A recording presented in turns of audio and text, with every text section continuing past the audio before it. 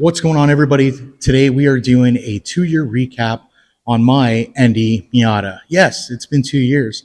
Hard to believe. I'm even having a difficult time believing that I've had this vehicle for 2 years.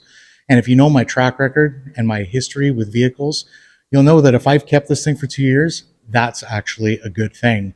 Now, not to get too into it, because quite frankly, I could go on for hours and hours as to why this vehicle is amazing, but rather I wanted to take an opportunity to just discuss what my plans are and what I have done in the last few months to this vehicle. So for starters, I wanted to compete in Ontario Time Attack, and unfortunately, in order to do so, I needed to put a roll bar in this vehicle. And for those of you that know, the only retail available roll bar that is available, at least here in North America, requires you to basically disable the operation of the roof. Now, just to be clear, I didn't buy this vehicle because I love convertibles. I bought this vehicle for its handling dynamics and just the overall pleasure it gives me every time I get into that driver's seat. So for me, it really wasn't a matter of disabling this removable roof. It was more a matter of essentially bastardizing a brand new vehicle that's still relatively expensive. So it was really difficult for me to make that decision and to commit to doing the roll bar. Eventually, I conceded and said, you know what, I'd rather race than have a retractable roof regardless. The car, no matter what I plan on doing with it in the future, tracking is always going to be in my future. And doing lapping events was no problem at all. But in order to compete, you need to put in a roll bar. So it is what it is. And I ultimately made the plunge and purchased the roll bar from Harddog. Unfortunately, they were in a production back order. So it took several months for this roll bar to come in. And by the time the roll bar had arrived, the season was already over and we were well into winter. Here we are, 2025, fresh for a new season, and we've gotten the bar installed. Now, installing the roll bar itself did prove to be a little bit tricky, and aside from the instructions provided by FlyinMiata, and big shout out to Kent Big Dog, who's got a whole write-up on his website that I'll link below, there is a lot that needs to be kind of clarified, and I wish I had the opportunity to record the install for you, but quite frankly, guys, I just didn't have the time, and I really wanted to focus on getting the bar installed uninterrupted. It really required all my concentration. Thankfully, Dave over at Dave's Garage, who not only was kind enough to lend me his space so I can install this bar, also lent me his expertise installing multiple roll bars in many generations of Miatas. So thanks, Dave. Much appreciated. When the bar was installed, overall, I'm very pleased with the way that it looks. It almost looks OEM. Now, I opted to not put in the rear plastics only because I didn't really want to hack up the rear plastics and then have them very ill-fitted, rattling and buzzing and all that other good stuff. Also, if I ever wanted to return the car back to stock or at least make the roof functional again, I wanted to maintain the plastics and not have to go out and buy these plastics again. Now, in doing so, as a byproduct, believe it or not, there's a good amount of room behind those seats now. So much so that I can put in a foldable chair, a lunch bag, sweaters, jackets, change of shoes, my helmet, every time I go to the track. So this has really proven to be a very useful area for all sorts of other items when I need to go to the track. Moving along, the other thing we have gone and done is we added AWR engine mounts. Now, having had my previous S2000 with engine mount inserts, transmission mount inserts, and differential mount inserts, I was a bit apprehensive about doing this mod. However, from everything I had read online, everybody seemed to be pretty content with this, provided that you don't go with the full-out race durometer. I opted to go with the medium durometer, and I'm very pleased with the overall feel of the vehicle. One of the biggest reasons I have done this is that if you're familiar with the ND engine mount cracking issue, you'll know that the upper castings have a tendency to crack, especially in hard use. So by putting these engine mounts in, you basically remove any opportunity of that happening. Furthermore, if you're familiar with the OEM mounts, they are squishy AF. They move around so much. And if you're familiar with the way the driveline works in this vehicle, you have the engine mounts in the front, you have a power brace that goes from the transmission to the differential, and then the rear differential mounts, which I've also replaced with Super Pro black inserts, only because I wanted to leave a little bit of compliance in knowing I was going to do the engine mounts. One of the main benefits to doing the engine mounts is it brings all of that motion from the driveline down to a minimum. And I found, especially at one of my favorite tracks here, Canadian Tire Motorsports Park, at their driver development track, I believe it's turn 5 or 6. And in this turn, I have to go from second to third gear. And you're kind of mid corner as you're shifting. And as you're shifting mid corner, all of that weight transferring from the driveline, from the car, even your body weight is all being pitched over to the right hand side of the vehicle. And there was numerous times where I would get caught in between the gates. So I would literally get caught between first and third or fifth and third. And it was so irritating because not only was I leaving time on the table, but I was also worried that I could potentially miss shift or at the very least, probably grind a gear going in at a failed attempt. So by doing these mounts, I'm happy to report that the driveline has settled tremendously. Not only have I already done a track day at this track and have proven that my miss shifts or my getting stuck in between the gate is no longer an issue, but the power gets put down so positively now that it really improves the overall feel of the car and its performance dynamic, just kind of how rewarding it feels when you're on it. In terms of NVH, as I said earlier, my previous S2000, I had all these engine mount inserts and the car was unbearable to drive.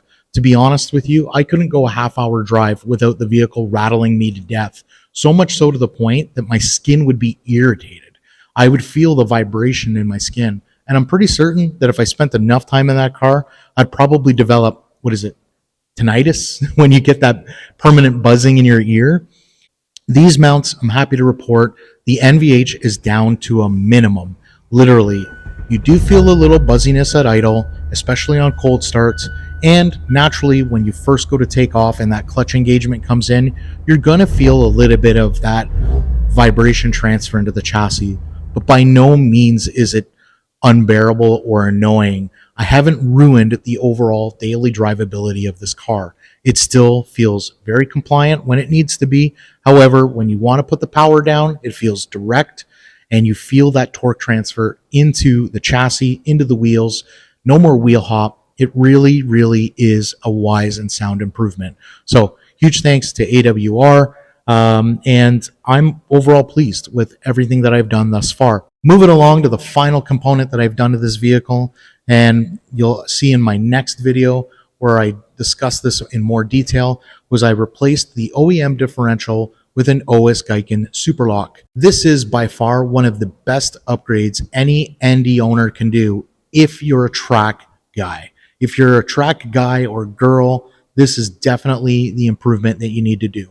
The OEM LSD, albeit was good, it just wasn't great when it came to tight corners on the track, and I was really leaving time on the table.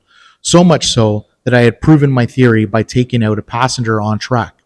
My concern was, especially with our tracks here, many of them are clockwise. So clockwise rotation tracks, you're doing a lot of right-hand turns. When doing right-hand turns, all of the weight is transferring to the left side of the vehicle. Being that I'm already sitting on the left side of the vehicle, this inside wheel is picking up on tight turns. And as a result, no matter how much droop you have with the suspension, if you don't have the weight to settle this tire down to the ground, you're going to lose traction. Now, when I would put a passenger in the car and I would create a weight ballast, so now I've got some weight that is transferred to this rear wheel, I was literally decreasing my lap times by a couple of seconds. That is insane. Normally, with a passenger, you should be losing time with the additional weight. In this case, I was actually gaining time by having that weight ballast on the passenger side. So by putting in the differential, I have basically gotten rid of all of that inside wheel slip and that locking, unlocking feeling that I was having when taking tight radius corners. Now, when I'm in a tight radius corner, mid corner and corner exit, I can get the throttle down. I have positive engagement and traction coming from this inside wheel, shooting me right out of the corner. I have had to adjust my driving style a little bit because I do notice now that it does have a little mid-corner push, which is natural now that it's trying to accelerate out of the corner. It is pushing that front end out a little wider. I have had to play with my settings on my dampers, and I may even have to play around with the sway bar setting, but all in all, I'm very pleased with the way this LSD is performing. All right, What do we have for future mods? Well, guys, to be honest, I'm really content with the way this vehicle is right now, with the way that it rides, with the way that it handles, with the way that it performs, the way that it looks. I mean, look at this. It is gorgeous. I get looks everywhere I go with this. More importantly, every time I park this vehicle, I look back at it and I'm like, damn, that's mine. And I'm really content with everything overall. However, there's always room for improvement.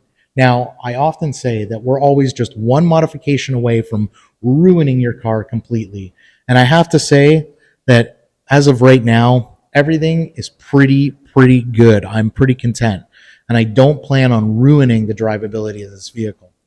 But there are a couple of things that I can do that are going to improve the overall performance. So I think the next thing we're going to do is address the front brakes. Although I have the OEM Brembos, I'm considering something with a little more heat or thermal capacity. I am finding right now that with the DTC 60s up front and HP 10s in the rear, finding that that front is getting a little overwhelmed. The car is braking much flatter now. Previously, I was using DTC 30s in the front with stock pads in the rear, and I found that the vehicle was pitching really forward. When I would brake, it was grabbing hard in the front, really lightening up the rear end. It wasn't giving me a ton of confidence, especially threshold braking. The rear end was coming up and the rear was just dancing a lot. Now, the car is braking much flatter, giving me a lot more confidence threshold braking into the corner, which is allowing me to carry more speed, but naturally, I'm finding that the thermal capacity of those little front rotors are being maxed out. I think what we're going to do is we may look at getting the Miata Speed two-piece rotors. These are not only going to give us maybe a little more thermal capacity and not transfer as much heat into the hub, but we're also going to lose a little bit of unsprung weight off of that front axle. I believe it's about 6 pounds by the time you put the pair of rotors in. And I think it's only about 3 pounds in the rear. So we may consider doing that, as well as putting some brake ducting. I think that between the two-piece rotors and the brake ducting, I think that that should be sufficient. I don't know if I necessarily need to go to a larger rotor.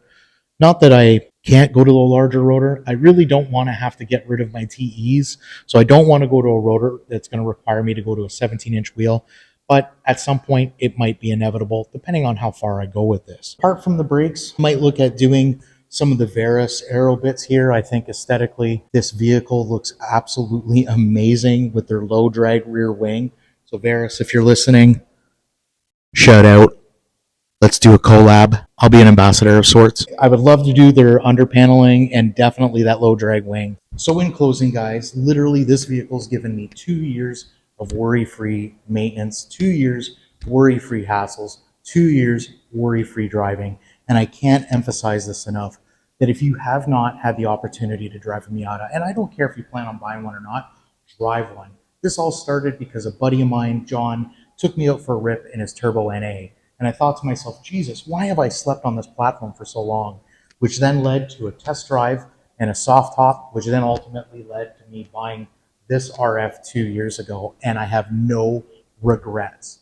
Honestly, I'm going to go on a limb here and say it. This is by far the most impressive, the best vehicle I have owned and have driven, especially of the ones featured on this channel. From my Type Rs, my S2000s, the BRZs, you name it, this one takes the cake.